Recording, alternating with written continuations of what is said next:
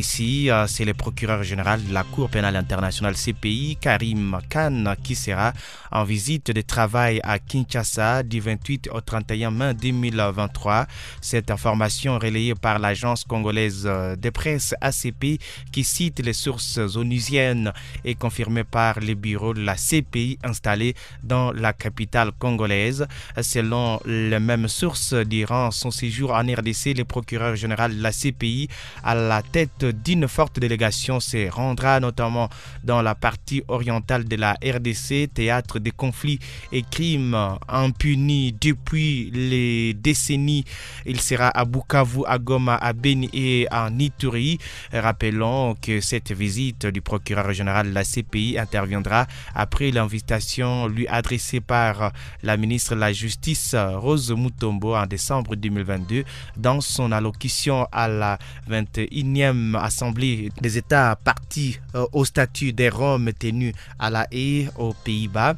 Elle lui a demandé de venir enquêter en priorité sur les crimes commis dans la partie est de la RDC depuis des décennies, notamment les désastres humains causés par les M23, supplétifs de l'armée rwandaise et des ADF d'origine ougandaise aux populations vivant dans les provinces de l'Ituri et du Nord Kivu. Également, ça fait l'objet de l'actualité, éruption du volcan de Nyamulagira. Il n'y a rien à craindre pour Goma, c'est ce que rassure l'OVG. C'est depuis la soirée d'hier, vendredi 19 mai, qu'une lueur rouge s'observait du côté nord de la ville de Goma, au nord Kivu, où sont situés deux volcans actifs de la chaîne de Virunga. Selon les responsables de l'Observatoire volcanologique de Goma OVG, c'est le volcan Nyamulagira qui était en éruption. Hier, on a sorti un communiqué pour dire à la population que le Nyamulagira est actif dans son cratère et que si jamais il entrait en éruption, ça va s'orienter dans le parc. Donc, c'est le volcan Nyamulagira qui est en éruption à l'intérieur de son cratère, a confirmé Kasereka Mainda Celestin, directeur scientifique de l'OVG. Selon lui, il n'y a rien à craindre pour la population de la ville de Goma, car ces volcans s'orientent toujours dans le parc de Virunga et le volcan de Nyiragongo qui s'élargit en mur de protection contre la coulée de lave. Dans un communiqué récemment, l'OVG avait appelé toute la population de Goma à l'observance des mesures d'hygiène, surtout à lavant bien les légumes. Également dans l'actualité ce matin, nous parlons de la réserve armée de la défense. Je suis inquiète de ce que ces mécanismes pourraient être interprétés par les groupes armés comme un moyen d'intégrer le FARDC, c'est ce qu'a dit Bintou Keïta.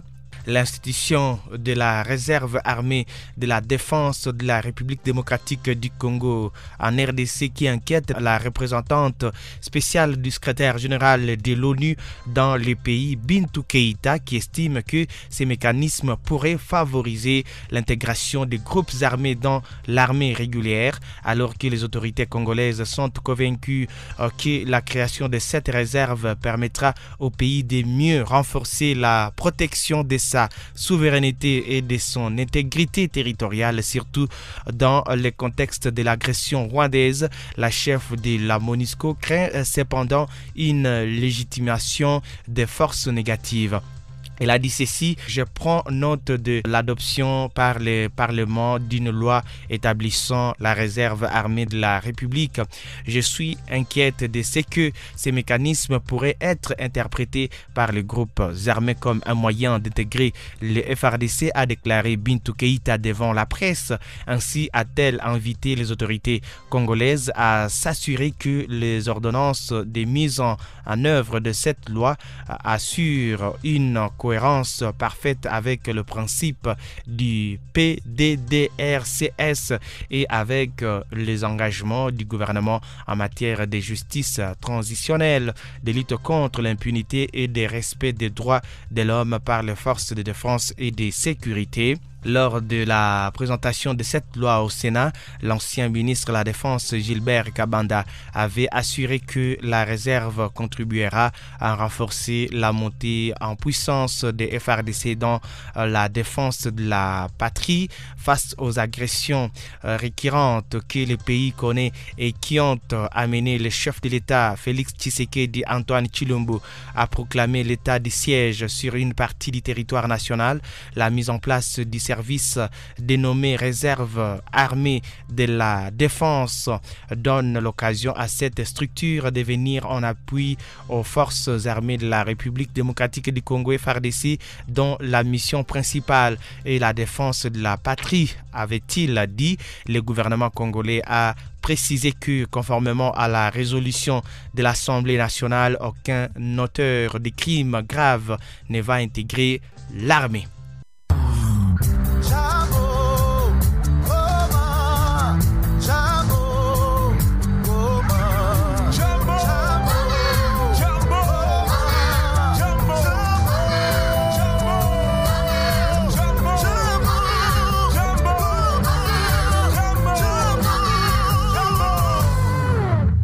Voilà, ici, nous parlons encore une fois du sport.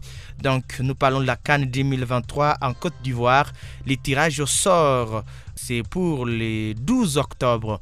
Alors ici, c'est le tirage au sort de la prochaine Coupe d'Afrique des Nations qui doit avoir lieu en Côte d'Ivoire du 13 janvier au 12 février 2024 qui se tiendra le 12 octobre prochain, a annoncé bien sûr hier vendredi 19 mai 2023 la Confédération africaine de football CAF. Le comité exécutif de la CAF réuni jeudi à Alger a annoncé que le tirage au sort officiel de la CAN aura lieu le jeudi 12 octobre 2023, indique un communiqué de l'instance. L'ensemble des 24 équipes qualifiées seront connues début septembre à l'issue de la dernière journée des matchs qualificatifs. Pour l'heure, 7 équipes ont assuré leur billet pour la CAN. Il y a la Côte d'Ivoire en tant que pays organisateur, le Sénégal en tant que tenant du titre, le Maroc, l'Algérie, la Tunisie, l'Afrique du Sud et le Burkina Faso. Le comité exécutif a annoncé les progrès réalisés en Côte d'Ivoire dans les préparatifs de la CAN, indique le communiqué publié vendredi. La CAF doit procéder à l'homologation définitive des infrastructures sportives lors d'une visite prévue fin juin selon le ministère des Sports ivoirien. En février, l'instance africaine avait estimé que les travaux avaient bien avancé et que 3 des 6 stades qui doivent accueillir la compétition étaient prêts. Également, toujours par rapport au sport, nous parlons du Mondial 2026, les éliminatoires Zone Afrique qui vont débuter en novembre. Parlons-en également ce matin, c'est la Confédération africaine de football CAF qui a rendu public, bien sûr, depuis le vendredi 19 mai 2023, le nouveau format des éliminatoires Zone Afrique de la Coupe du Monde 2023 qui sera co-organisé par les États-Unis, le Canada et le Mexique. Après sa réunion tenue jeudi 18 mai dernier, les membres du comité exécutif de la CAF ont approuvé un format exceptionnel pour une première Coupe du Monde à 48 nations dont l'Afrique garde un quota de 9 nations. L'instance dirigeante du football africain a décidé d'opter pour une formule qui se présente comme suit. Il y aura 9 groupes constitués de 6 nations chacun. Les premiers de chaque groupe se qualifieront directement pour le mondial. Les 4 meilleurs deuxièmes de 9 groupes joueront d'abord les barrages de la CAF et le vainqueur se qualifiera ainsi aux barrages intercontinentaux de la FIFA où l'Afrique aura l'occasion de tenter d'envoyer un 10e représentant hors quota. De ces faits, les tirages au sort des éliminatoires et bien sûr de ces éliminatoires sont prévus pour le 12 juillet 2023 à Cotonou au Bénin et donc où les 9 groupes seront constitués suivant les drapeaux du classement FIFA zone CAF. n'étant pas classé dans les top 10 africains, la RDC va donc être casée dans les deuxièmes chapeaux en attendant de découvrir ses 5 autres adversaires. Par ailleurs, les dates des premières et deuxièmes journées de ces éliminatoires sont fixées au mois de novembre de l'année en cours avant d'enchaîner troisième et quatrième journée au mois de juin 2024 et finir les restes du match en 2025.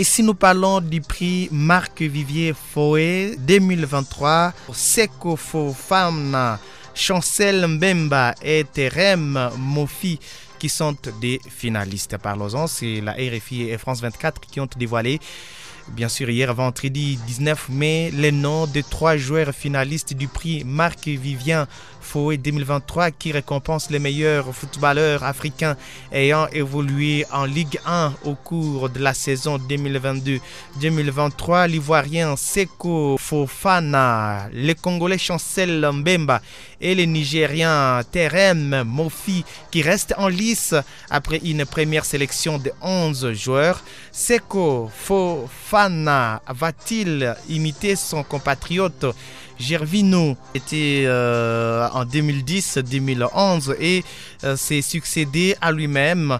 Il est en tout cas dans la course au trophée aux côtés du Congolais Chancel Mbemba et du Nigérien Terem Mofi, alors qu'ils étaient 11 à prétendre à une place dans les trios de tête. Le nom du vainqueur sera annoncé le 30 mai prochain à 15h30, temps universel, sur les ondes de RFI et sur les sites internet rfi.fr et france24.com. Et c'est la présentation des 3 finalistes par ordre alphabétique. Voilà, ici Fofana Seko qui est milieu de terrain en Côte d'Ivoire et il joue aussi en Lens. Seko Fofana, capitaine et guide du RC Lens, réussit encore une saison de haut vol à l'image de son club, candidat à une qualification à la Ligue des Champions. Récupérateur, passeur et buteur, l'Ivoirien de 27 ans est encore déterminant cette saison avec le sang et or. Assez pour garder sa couronne et réussir les doublés depuis la création du prix Marc-Vivien Foé. Seul son compatriote Gervinho y est parvenu. Un autre éléphant, Nicolas Pepe, l'avait remporté en 2019. Et ici, on parle de Chancel Mbemba qui est défenseur de la République démocratique du Congo et il joue au Marseille. C'est le Congolais qui est arrivé libre de tout contrat à Marseille le 15 juillet 2022. Défenseur régulier, accrocheur, technique et buteur en plus. Chancel Mbemba est sans doute avec les Chiliens Alexis Chancez, les meilleurs joueurs de l'Olympique de Marseille. Cette saison, à 28 ans, sera-t-il le deuxième léopard sacré après Guel Kakuta en 2021? Depuis la création de ces trophées, aucun défenseur n'est parvenu à obtenir la majorité de votes du jury. L'ancien joueur de Porto sera-t-il le premier? C'est la question qui se pose ce matin nos confrères de la RFI. Parlons aussi de notre joueur, lui c'est Mofi Terem qui est attaquant également dans l'équipe du Nigeria et il joue en Nice. C'est passé de Lorient à Nice en cours de saison. Le Super Aigle de 23 ans a certes eu besoin d'un temps d'adaptation mais n'a pas perdu son efficacité devant les buts. Nice attend faire du Nigeria une des têtes des gondoles pour ses ambitions nationales et européennes. Cela tombe bien. Mofi, qui a commencé sa carrière professionnelle en Lituanie, est prêt pour passer les grands caps. L'ancien avant-centre des Courtrai en Belgique a régalé ses supporters à de nombreuses reprises cette saison. Les derniers joueurs nigérians à avoir remporté les prix, Marc-Vivien Foé, n'est autre que Victor Osimhen. C'était en 2020.